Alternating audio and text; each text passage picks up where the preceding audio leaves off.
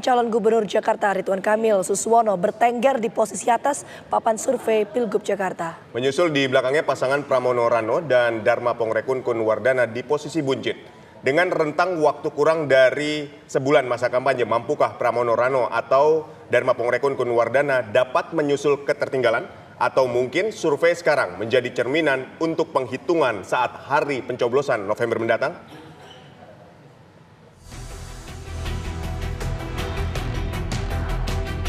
Laga memperebutkan posisi Jakarta 1 sudah mulai berjalan. Masing-masing pasangan calon pun sudah mendapatkan nomor urut.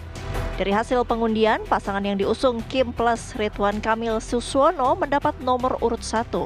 Pasangan dari jalur independen Dharma Pongrekun Kunwardana mendapat nomor urut 2. Sedangkan pasangan yang diusung koalisi PD Perjuangan Pramono Anung Rano Karno mendapat nomor urut 3. Di awal masa kampanye Pilgub 2024, elektabilitas pasangan nomor urut 1 Ridwan Kamil Suswono sudah jauh meninggalkan para pesaingnya. Dalam survei terbaru yang dirilis oleh Poltreking Indonesia, pasangan calon nomor urut 1 Ridwan Kamil Suswono memperoleh angka 47,5%. Di posisi kedua ada pasangan Pramono Anung Rano Karno dengan elektabilitas 31,5%. Dan di posisi terakhir pasangan calon independen Dharma Pongrekun Kunwardana di 5,1%. Menilik dari survei yang lain, Lembaga Survei Indonesia juga menempatkan pasangan RK Suswono di posisi pertama, Pramono Rano di posisi kedua, dan Pongrekun Kunwardana di posisi buncit. Kendati unggul di awal, Direktur Eksekutif Lembaga Survei Indonesia Jayadi Hanan menyebut angka tersebut masih sangat cair. Bahwa peta Pilkada Jakarta untuk sementara RK dan Suswono unggul berhadapan dengan Pram Rano, tetapi kesimpulan kedua, tetapi tingkat dukungan terhadap RK Suswono itu atau peta elektabilitas wilayah Jakarta Pilkada Jakarta sekarang masih cukup cair karena lebih dari 60% pemilih baru memutuskan pilihannya menjelang hari H dan lebih dari hampir 40% pemilih masih mudah berubah pilihannya. Lantas dalam kurun waktu sebulan masa kampanye, mampukah pasangan Pramono Rano dan Pongrekun Kunwardana mampu membalikan keadaan? Atau gambaran survei sekarang menjadi cerminan penghitungan suara saat pencoblosan November mendatang? Tim TV One mengabarkan. Pemirsa, survei terbaru Pilgub Jakarta menempatkan pasangan Ridwan Kamil Suswono menduduki posisi teratas. Menyusul di tempat kedua ada pasangan Pramono Rano dan di posisi buncit ada pasangan calon independen Dharma Pongrekun Kunwardana. Sebelumnya Lembaga Survei Indonesia juga turut merilis elektabilitas pasangan RK Suswono jauh meninggalkan para pesaingnya meski angkanya masih sangat cair. Lantas, akankah survei terkini menjadi cerminan hasil penghitungan suara pada November mendatang atau pasangan Pramono Rano dan Dharma Pongrekun bisa mengembalikan keadaan? Untuk membahasnya, pemirsa, sudah bergabung bersama kami sejumlah pakar politik, Siti Zuhro dan Ahmad Khoirul Umam. Selamat petang semuanya.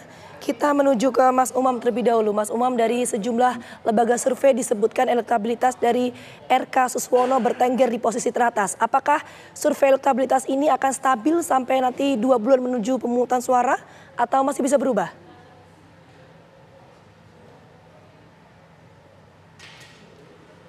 Mas Umam? Hasil dari survei tadi, hasil survei tadi setidaknya menjadi kabar gembira bagi kelompok nomor urut 2 dalam konteks ini, Ridwan Kamil dan juga Suswono. Tetapi bahwa angka itu belum memiliki sebagai kekuatan mutlak kemenangan dalam proses pilkada.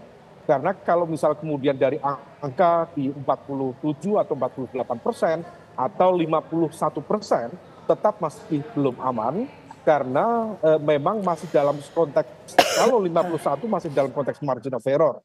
Kalau akan jauh lebih aman kalau misal kemudian RK Suswono bisa mengamankan pada angka sekitar 58 atau bahkan sekitar 60%. Karena marginnya tentu harus diamankan di situ. Nah, kemudian di saat yang sama tentu harus dihitung juga bahwa dalam konteks ini pasangan Ridwan Kamil dan juga Suswono tentu juga harus mengkonsolidasikan basis pemilih loyalnya supaya kemudian memang betul-betul tidak terjadi migrasi pemilih terutama di fase-fase akhir. Nah, dalam konteks ini konsolidasi itu tetap kuat. Memang secara kekuatan praktis ada sekitar 80% yang memberikan dukungan kepada paslon ini. Tetapi sekali lagi, kalau kita merujuk pada pilkada DKI yang sebelum-sebelumnya, ada sesuatu yang sifatnya dinamis, sesuatu yang sifatnya unpredictable. Di mana misalnya dulu Pak Fauzi Bowo diprediksi menang 1 putaran, tetapi ternyata tidak. Kemudian dalam kesempatan yang sama dulu Pak Ahok juga dijagokan, isunya juga 1 putaran, tapi ternyata tidak. Nah, hal ini yang kemudian harus dihitung betul secara cermat supaya kemudian betul-betul konsolidasi itu bisa terjaga dengan baik di titik akhir, supaya kemudian migrasi pemilih tidak terjadi, kemudian shiftingnya bisa diantisipasi dengan baik. Mbak Gina. Baik, kita ke Prof. Wiwi. Prof. Wiwi, kan dikatakan hasil survei ini masih sangat dinamis dan sangat cair, artinya masih ada kemungkinan berubah. Nah, kalau kita lihat peluangnya ini seberapa besar kemungkinan misalnya mereka yang belum menentukan pilihan terus dapat menggeser posisi Ridwan Kamil Suswono? Ya, ini menarik ya, apa yang dijelaskan Mas Umam tadi itu memang intinya adalah masih dinamis ya, masih cair, masih dinamis, dan ini masih kurang sekitar berapa minggu ya, lebih dari sebulan ya tentunya. Jadi 2 bulan ya kalau nggak salah ya, seperti itu. Tanggal 27 November, sekarang ada di tanggal 27 September, jadi 2 bulan lagi. Tentu 2 bulan lagi itu banyak hal yang akan ikut menentukan. Masalahnya adalah seberapa besar sebetulnya gitu ya masyarakat pemilih gitu ya Jakarta ini yang betul-betul akan gandrung gitu ya, menyukai gitu baik sosok maupun visi misi program yang ingin dieksekusi oleh masing-masing pasangan calon tadi itu. Lah, kalau kita runut ke belakang memang gitu ya, di antara 3 pasangan calon ini Ridwan Kamil Suswono yang memang dalam dalam lingkaran survei itu yang menunjukkan gitu bahwa dia meskipun tidak tertinggi tapi ada di survei dan termasuk yang diminati kan itu.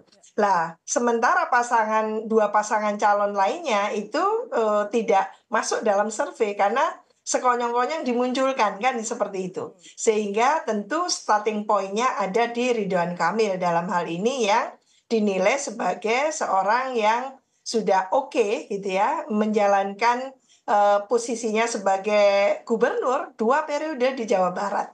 Lah, ini yang mungkin track record tadi itu yang menjadikan Ridwan Kamil bertambah gitu ya untuk pundi-pundi suaranya. Lah, apakah bisa disalib? Maka nanti masyarakat juga akan melihat karena belum ada kampanye, belum ada debat, katakan ya sekecil apapun akan berpengaruh gitu. Debat mereka masing-masing nanti itu seperti apa. Lah, kalau masyarakat luas ternyata pemilih di Jakarta ini lebih menyukai katakan ternyata bukan Ridwan Kamil karena Rano Karno dan Pramono Anung itu menarik gitu. Lah, ini tidak tertutup kemungkinan disalib gitu ya perolehan persentase suara tadi itu dan semakin kecil kemungkinannya untuk 1 putaran kan itu. Lah, ini termasuk menarik. Jadi kalau saya melihat seberapa besar sebetulnya visi misi program yang ditawarkan oleh 3 pasangan calon ini dan kita melihat apakah kecenderungan pemilih kita, perilaku pemilih kita gitu ya akan lebih menyukai kepada pasangan Ridwan Kamil kah atau Pramono Anung atau yang Darmagun ya kalau tidak salah seperti itu calon perseorangan itu. Kita belum bisa mendefinisikan secara katakan gitu ya definitif atau menyimpulkan secara definitif bahwa katakan gitu ya Ridwan Kamil akan absolutely gitu ya leading dalam kompetisi kontestasi ini sebelum ada kampanye dan debat terakhir ya, mungkin kelihatannya minggu terakhir ya, seminggu sebelum pencoblosan ya, sebelum tanggal 27 November itu katakan seminggu sebelumnya mulai akan bisa dipastikan gitu ya, siapa yang memang ternyata unggul dan diminati oleh masyarakat Jakarta untuk memimpin 5 tahun ke depan itu. Baik. Mas Adit. Ya, kita ke Mas Umam. Fenomena unik di Pilkada Jakarta, pasangan calon yang memiliki elektabilitas tinggi berdasarkan survei ini malah selalu menelan kekalahan. Tapi dijawabnya nanti Mas Umam.